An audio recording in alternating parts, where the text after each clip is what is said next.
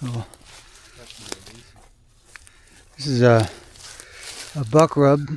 They rub their antlers here, and you can see the shavings. It's a few days old now, but we came here the other day and it was fresh.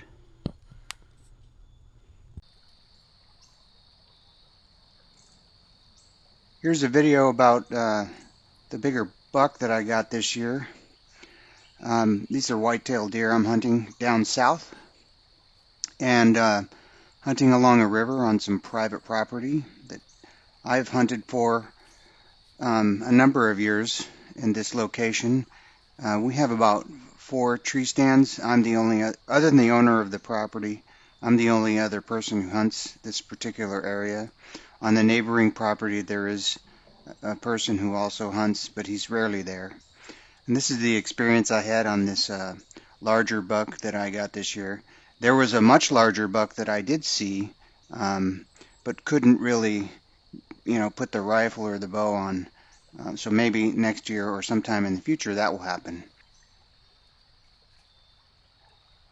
This view is from the tree stand where I actually shot the deer. I don't think it was from the same morning, but I'm just trying to give you a view. We've done some chopping of timber. You can see that tree down on the right. Chopping down the tree with the chainsaw doesn't really disturb the deer. Most of the shots are going to be within 30 yards, usually within 20. You don't see the deer till they're right on top of you. You don't have time to load around. If you're hunting with a bow, you need to have an arrow nocked. This is like where you just got to be on your toes. And this stand is located here because we know that the deer cross the river. They cross all over, but they really like this particular location within like 50 yards of the stand.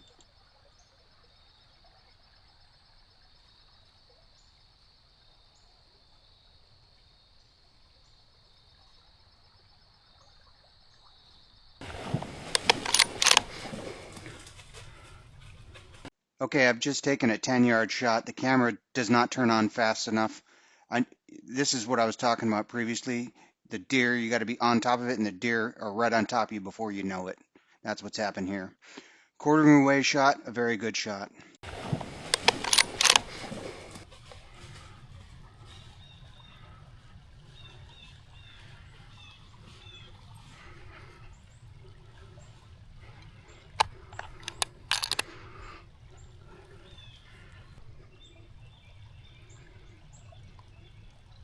Okay, I was listening for a direction or anything where that deer went. That's the first thing you should do after you shoot an animal with any weapon you're using. And I didn't hear much going any direction, up, down, stream, and up the hill on the opposite side, so I was a little confused. So I think waiting a few minutes was the best plan, and that's what I did. So I contacted my friend on the phone to let him know that I took a shot. I'm sure he heard, but I wanted him to know that was definitely me, not someone else. And I was thinking about crossing the river, what we're going to deal with, and maybe getting some waders and some ropes and things.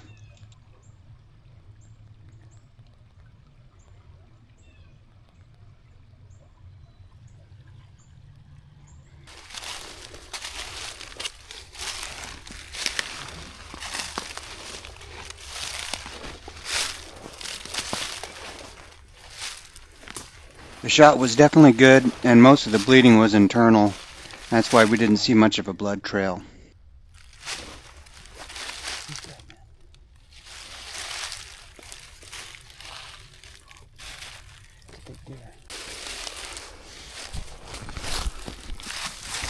Here I'm preparing to lower him over a 6-foot dirt embankment down to the river.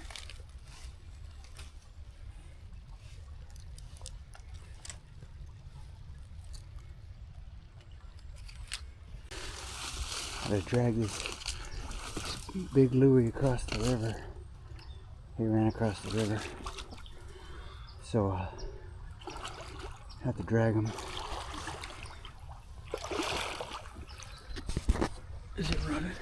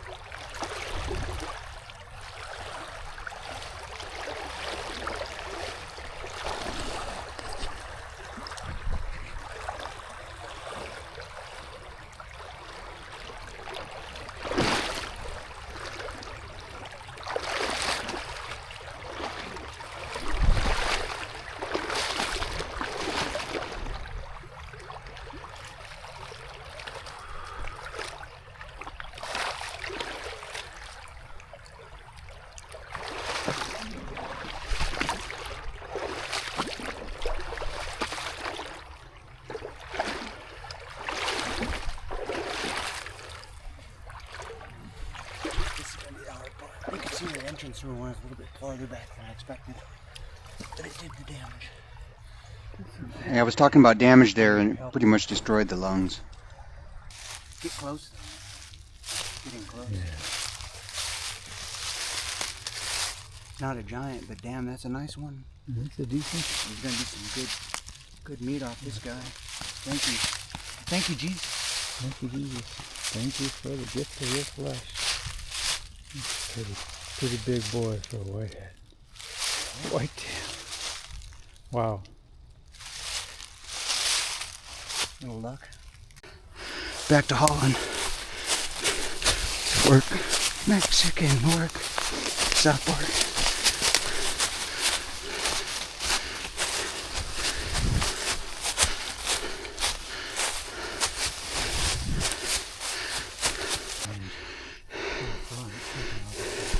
It was a joke, but I'm so tired. All right.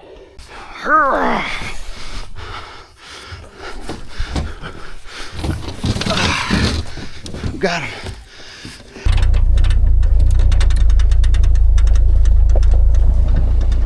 This old flatbed Toyota truck has yanked a lot of deer out of this property over the past few years. It's great. Cool looking truck too.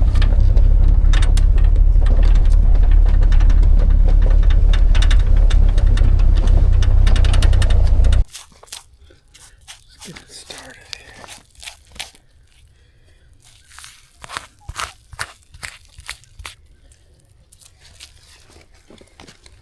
My friend prefers to deal with the deer how he likes, and he's putting it in his freezer. I eat some of it, but mostly it's his. I just really like to hunt a lot.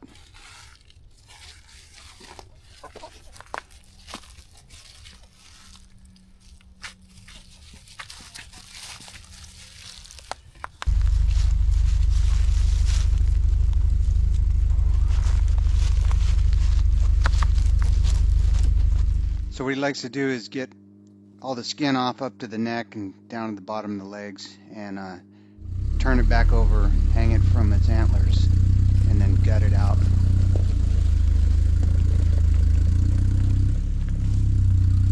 Keep going. Right about there.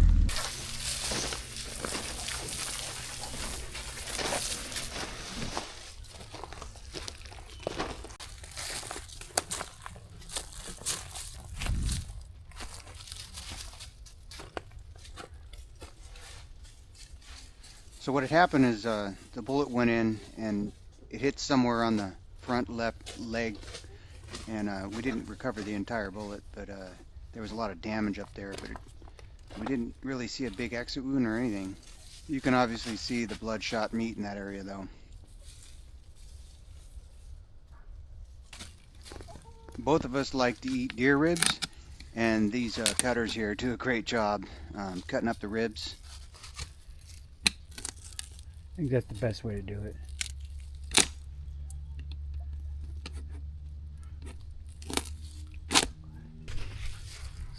So here we're looking at the heart, and we saved the heart and the liver and a lot of scraps for the chickens. You can freeze it up and then feed it to them at a later point.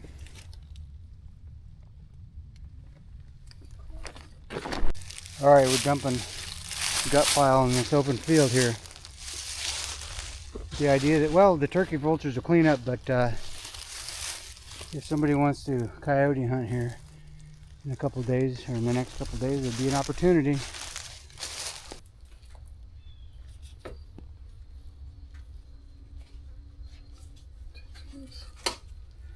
Spent too much time.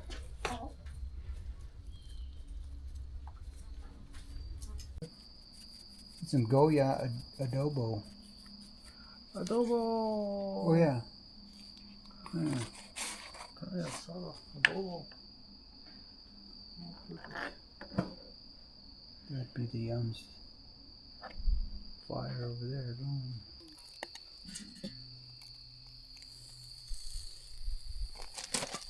It's coming along well.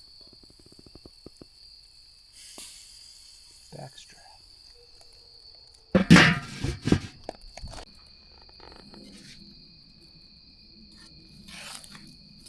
Oh yeah, that does look good. It's I thought it was going to be a little bit undercooked, but it's looking good. And it's got that crispy shell. Pepper. Yeah, pepper. And we're here at the creek. This is where Big Louie went down. In this area. Approaching the stand.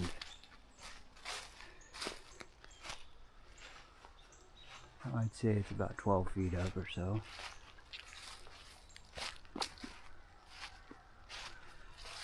And